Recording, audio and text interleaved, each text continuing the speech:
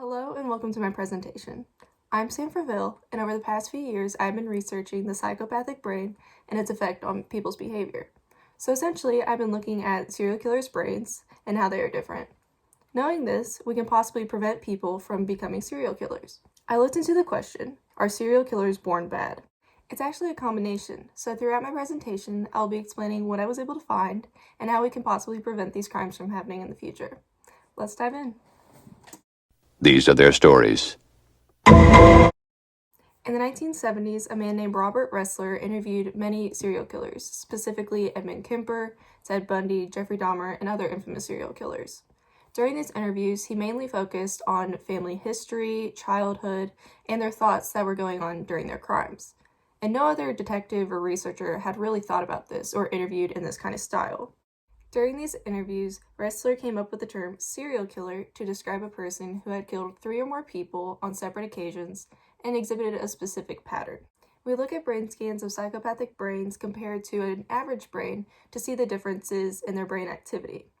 So since these brain scans show brain activity, we can then see that there are lower activity in the prefrontal cortex and the amygdala of a psychopathic brain. Having a lower brain activity in these areas means that they will have trouble making good decisions, they cannot control their actions, they lack empathy, and cannot relate to any other person. These areas are also responsible for fear, guilt, and anxiety, meaning that they wouldn't fear the law or any other moral conscience that they may have. They would not even fear death, so stopping them is extremely impossible when they're in this mindset. There is a gene called the MAOA gene that is found on the X chromosome, which causes a fetus when it's in the womb for its brain to be soaked with serotonin, which leads to an insensitivity to serotonin for the rest of their life. Since the MAOA gene is found on the X chromosome, men are more likely to express this gene. The way this works is that both a male and female will express a single X chromosome. In females, there are 2 X chromosomes, meaning that if one has a mutation or an unfavorable gene on it, it will express the other X chromosome without that mutation. Now with males, they only have a single X chromosome, so they must express it no matter what mutation or unfavorable gene may be on that X chromosome.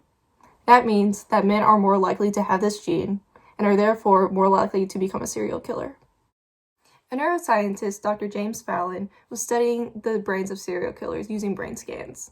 And while doing that, he did a brain scan of his own to possibly compare to a psychopathic brain. When he got the brain scan of his own brain, it turned out that he had the exact brain as the serial killers he was studying. Dr. Fallon has a family and holds a stable job, so what makes them different? This is when nature versus nurture comes into play. What we know from interviews with serial killers is that they all share one common trait: having a traumatic childhood. Now, the main thing that I found interesting during my research is that some serial killers will not admit to having a traumatic childhood. But we do know from other evidence that there was some sort of trauma or abuse in their household. Now, why wouldn't they admit to that? Well, they seek control, and that's the whole reason why they kill. So why would they admit to being out of control at some point in their life? That's why they may say that they had a perfect childhood or a perfect relationship with their parents, when they really didn't. Childhood trauma can take many forms, such as neglect, abuse, having divorced parents, death, bullying, or etc. And then this then leads to an inability to cope and handle emotions. So this lack of support and this high-stress environment leads to a permanent impact. From this, they do not know how to love or feel empathy towards others because they've never had that support or felt that love themselves. They also have a warped sense of right or wrong, because even though they may have done the right thing as a child, they could have still been punished by an abusive parent. There are many signs that could point to a child possibly becoming violent later on. Knowing these signs is extremely important in order to prevent future crimes or a child lashing out on another child or any other person. Some signs include extreme tantrums, and these tantrums would be well beyond a normal age of tantrums, so probably 9, 10, 11, and they would go on for hours. A child would be inconsolable and lash out very violently, with kicking or screaming and punching, so it's very different than an average tantrum for a toddler. Bedwetting, suicidal thoughts, no guilt for small actions, hurting animals, creating chaos for entertainment, and bullying are also some other signs. The main goal of my project is to ultimately find a potential treatment for someone with a psychopathic brain before they ever commit a violent act. Now, currently, there are no programs or treatments for someone with a psychopathic brain or serial killers. However, there are programs for people who are violent offenders or have anger issues that have seen great success. From what we learned with James Fallon, not all people that have a psychopathic brain will become violent. So we need to find that nurture side and help that person along so that they do not become violent. The first option for treatment is a therapeutic approach. This would include someone sitting down with a therapist, and hopefully their family would be involved if possible, because that allows for the family to understand what is going on. The individual can then feel heard and supported, and they can also acknowledge their feelings in a safe space.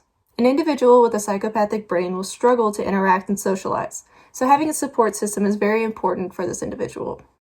The next option is a pharmaceutical option. However, it hasn't been that successful. There have been trials using anti-epileptic drugs with people who are violent offenders or have anger issues. And with the side effects of mania and depression, this can be extremely dangerous to give to someone with a psychopathic brain. With these side effects, a person would not be able to control their actions, which could lead to a violent outburst, or they could have no respect for life, which could end up deadly. The third, and what I would consider the most important treatment, would be lifestyle changes. A juvenile treatment center in Wisconsin did their own experiment using a system of positive reinforcement. Using this system, the participants would be rewarded when exhibiting any type of good behavior. As the good behavior increased, so did the reward. So what started off as a candy bar then turned into having a couple hours to play video games.